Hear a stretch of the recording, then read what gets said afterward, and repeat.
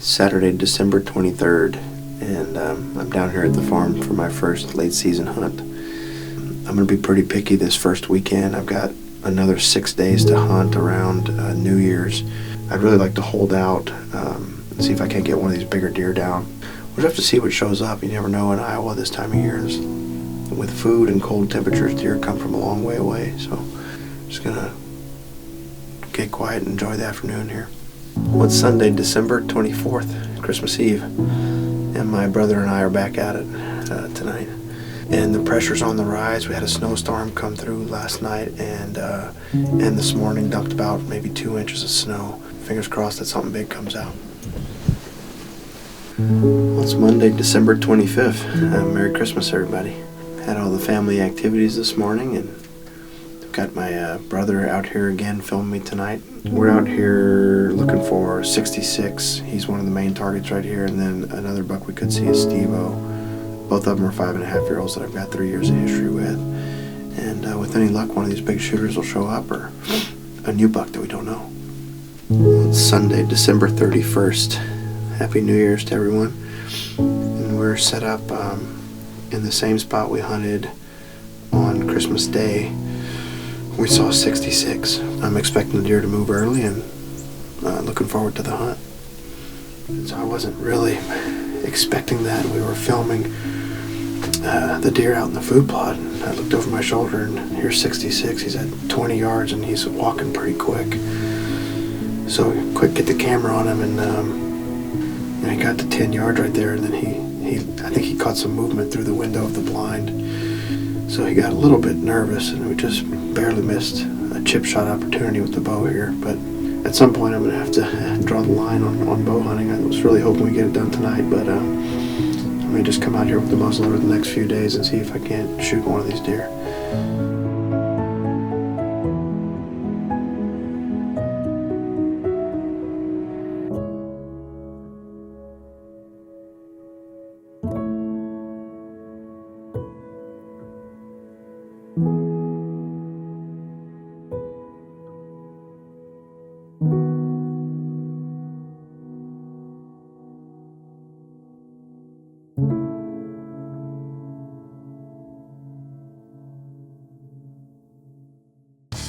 Realtree's Midwest Whitetail is brought to you by Cabela's, Easton Arrows, Frigid Forage, Fuse, Grizzly Coolers, Hoyt, Hoyman Tree Saws, Muddy Outdoors, Nikon, Ozonics, Redneck Blinds, Rocket Broadheads, RTP Outdoors, Trophy Rock, Spot Hog Releases, Wilderness Athlete, Viking Solutions, and Realtree.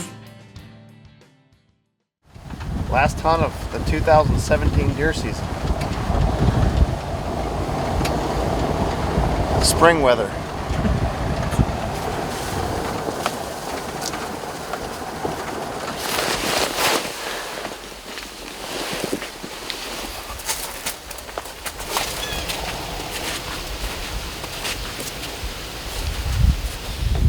Well, it's Monday, January 8th. It's about 2 o'clock in the afternoon, and got off of work early today and came back down to the farm with Josh for my last hunt of the year.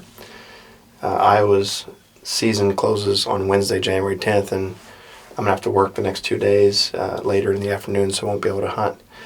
We're set up in this 15-foot redneck over this 8-acre cornfield that we hunted a couple nights ago, and I've made a few hunts here throughout the late season. Snow's melting. It's about 38 degrees with the wind 34. It's pretty warm today. It's the warmest day of the late season yet. Hopefully that doesn't hurt us. A couple bucks we're after. I've seen Felix 4 times on this plot, and he's a 6.5-year-old buck. Deer my wife missed last year, and I've seen him twice come out from the west, and the last time he actually came out of this big bottom, so hopefully our wind doesn't get us, but this stand was actually set up to hunt on a west wind because it drops off so much down there. The other buck that we've been seeing on this plot, I think I've seen him 3 times here and 2 times on the other one, is a short-browed 10-pointer that Jared saw a few times right here last year. And then, of course, I'm still holding out to see if any new buck will show up. But tonight, being my last night, the first management buck that steps out, I'm going to shoot it. And we'll see if these warmer temps affect the hunt at all, or the deer movement, I should say. Looking forward to it. Overall, it's been a great year and a good late season. So hopefully we have a good hunt tonight.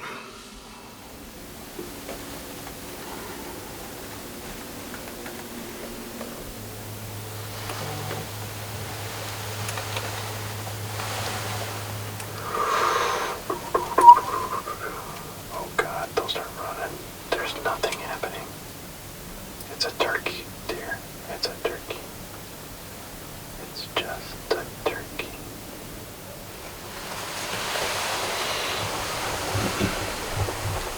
It's a little after 4:30, so we've got about 50 minutes left. So just under an hour here on the last hunt of the year, and we've seen, I think, 8 or 9 does and 1 small buck. They're just starting to move, so hopefully the movement continues and one of the mature bucks shows up here before it gets dark on us.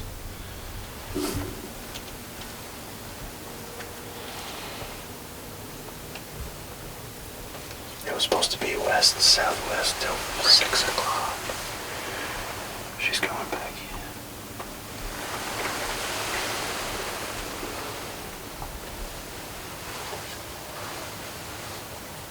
They're looking at this corn. There's got to be something in the corn right there. That little buck. There's the wind is blowing that straight. That's like southeast.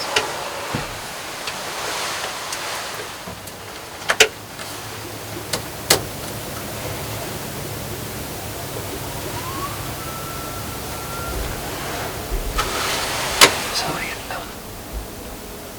Is that him? It looks like Felix from me. I think it's the crab claw. I can't quite tell though. He's coming in.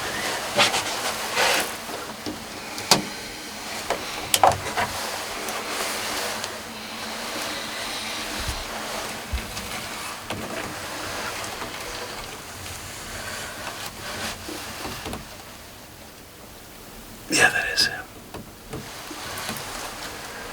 If he comes out in this opening right here, I'm gonna shoot. Just let me know when you're shooting.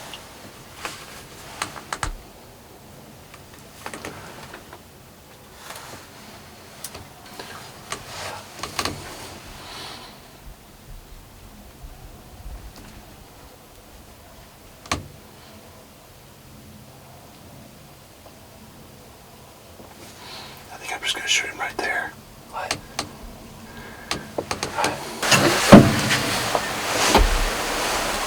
I'm gonna shoot him. Okay.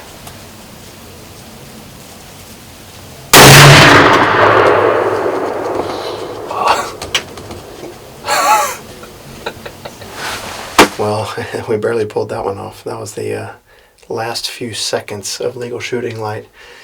And I was just getting ready to do an interview to say that, this is the last night and tonight are the only 2 nights of late season I didn't see a mature buck. And I looked up on the alfalfa and the narrows, and here comes the crab claw 10. I thought Felix was going to be the one I would see because every time I sit this blind, he comes out 40 yards away from it. But we didn't see him. We ended up seeing, 20 to 25 deer, I think, and just a few 1.5-year-old bucks, and then him. So I was able to shoot him. Of course, the time was ticking. And I did take a front-on shot on him, but he was close enough. He was probably about 100 yards. And very confident with my gun there, and dropped him right there. So pretty excited. We're going to finish getting packed up and get down and go check him out. Oh.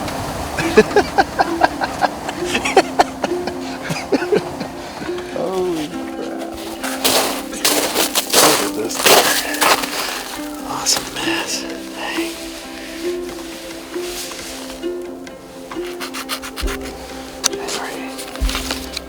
Okay.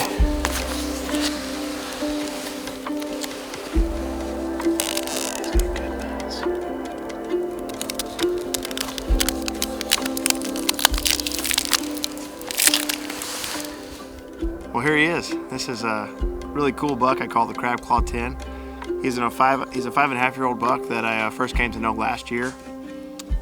First started seeing him last year during late muzzy, and I wasn't quite sure if he was a 3 or 4 at that time, but he stayed on the farm, and I started getting pictures of him this past summer, and he was a huge body deer, so I put him at 5.5. And normally he stays on the east side of the farm, but late season I started getting him on every single food plot, pictures on every camera, and this is my 4th encounter with him.